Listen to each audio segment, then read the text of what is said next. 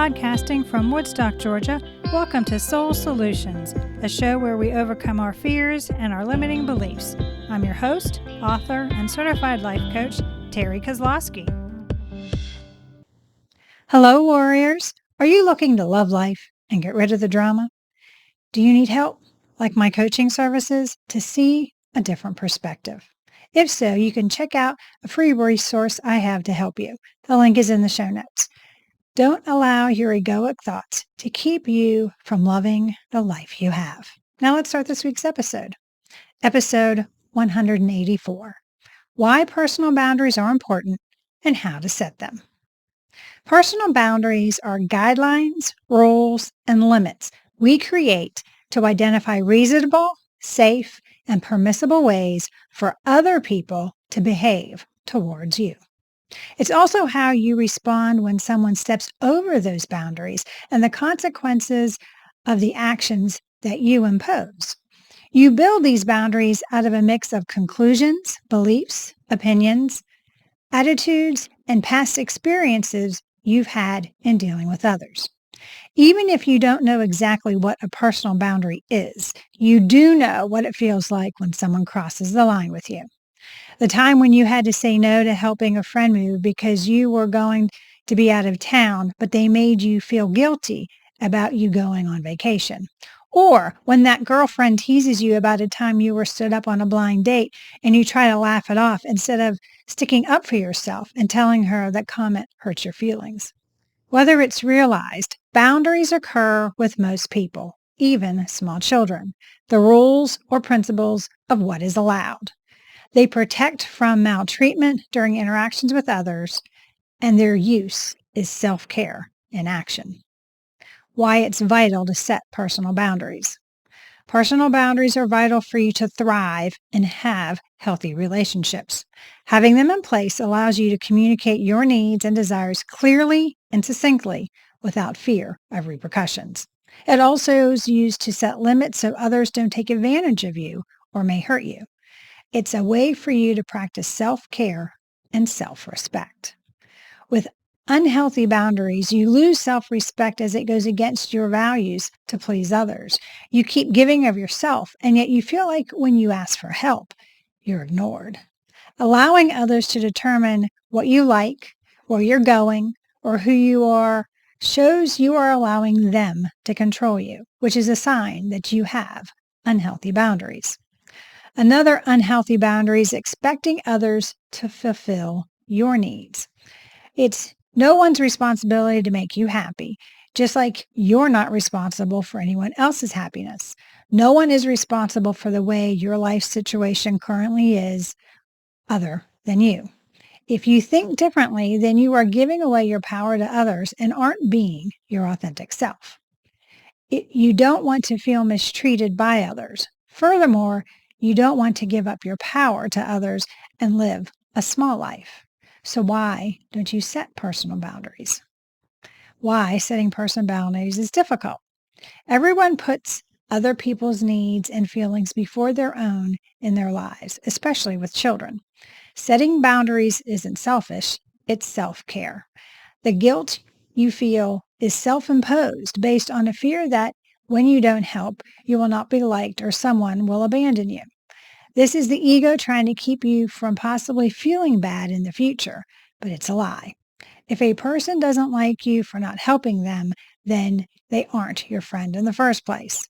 Many believe setting boundaries may jeopardize their relationships, so they aren't assertive about what is acceptable behavior. Boundaries aren't meant to punish others. They are for your well-being and protection. You aren't being rude or mean by not wanting your friend to kiss you every time you see them, but you fear any confrontation with them, so you say nothing. This isn't helpful to anyone. Your friends aren't trying to make you feel uncomfortable, so there's no harm in letting them know that you prefer a hug. Sometimes you haven't learned to have healthy boundaries because you don't know what your limits are. You believe boundaries need to be rigid and there's no flexibility, which isn't the case. For example, you have stated to your friends that you prefer hugs to kisses, and they are complying with your request. Then you're introduced to Leo, who immediately kisses you on both cheeks. You're quickly told that Leo is visiting from Paris, and this is customary for French people to kiss upon meeting. You're not upset. No boundary has been crossed because he is new and doesn't know your preferences. No is a complete sentence.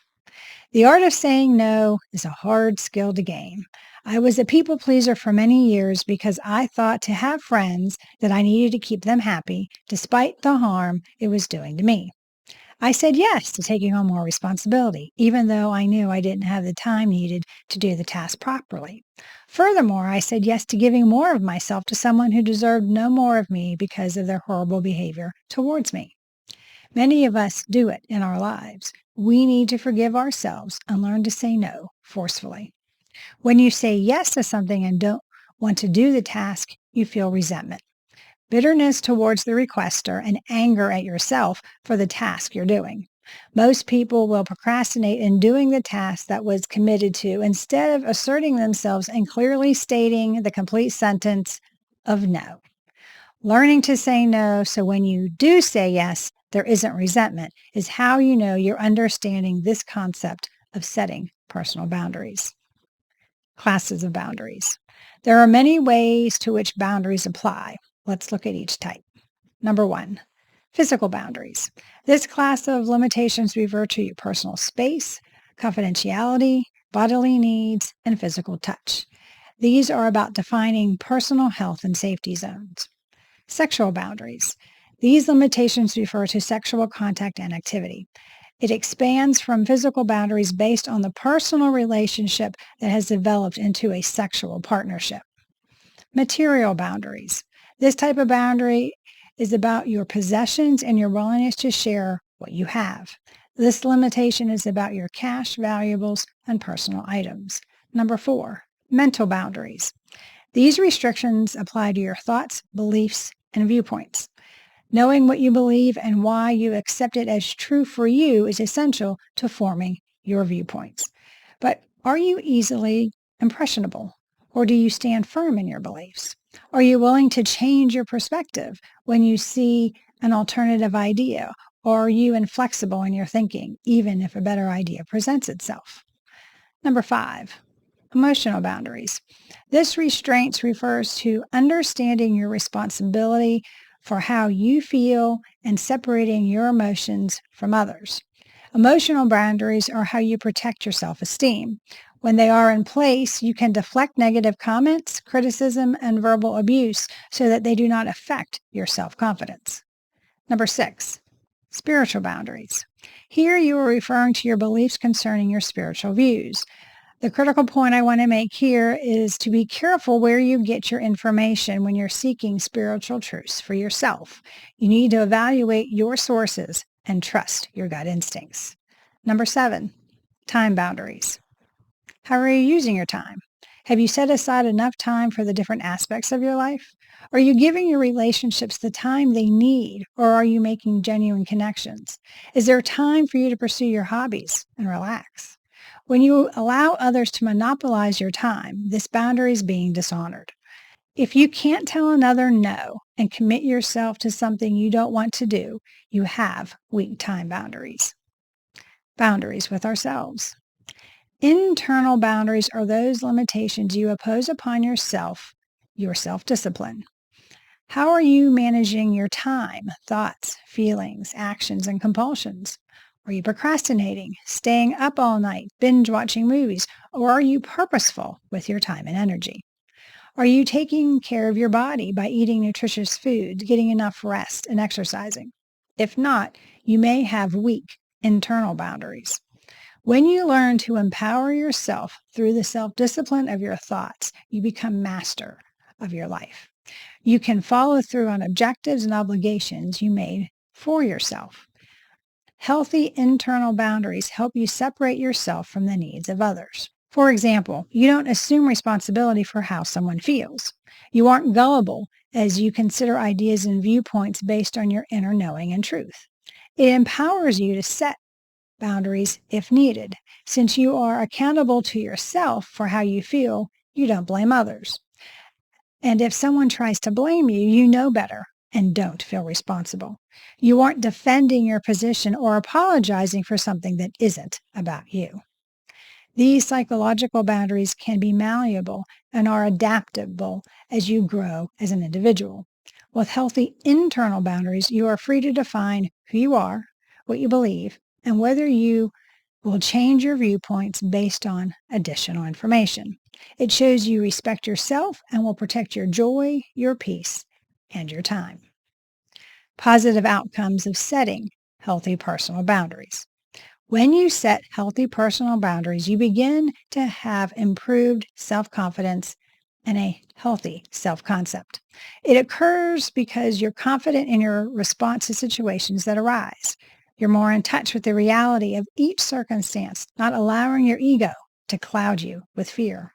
Your relationships improve because you're better able to communicate with others. You can clearly state what you want and what you don't want.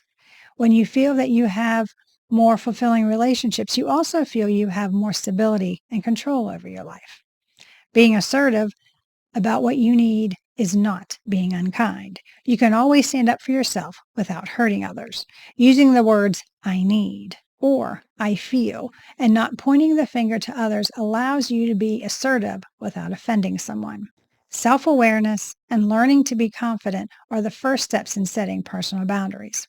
It's self-care each time you say no, because you are saying yes to yourself. It builds your self-esteem and self-concept to know you're not being taken advantage of. Moving forward with personal boundaries in place. Where do you see yourself with personal boundaries that you have in place? Do you even have any? If you do, are they too soft? Are they too rigid? If others have hurt you, you may need to realign your thought processes concerning boundaries you have in place and make some corrections. As you become more aware and gain more self-confidence as you set personal boundaries, you can take off the masks and armor you wear and adjust the course of your relationships. Do you need support in overcoming fear of setting personal boundaries? Do you want a strategy to help you create healthy boundaries in your relationships? If so, please feel free to contact me at terrykozlowski.com and we can put together an action plan for you to be authentically you with healthy personal boundaries.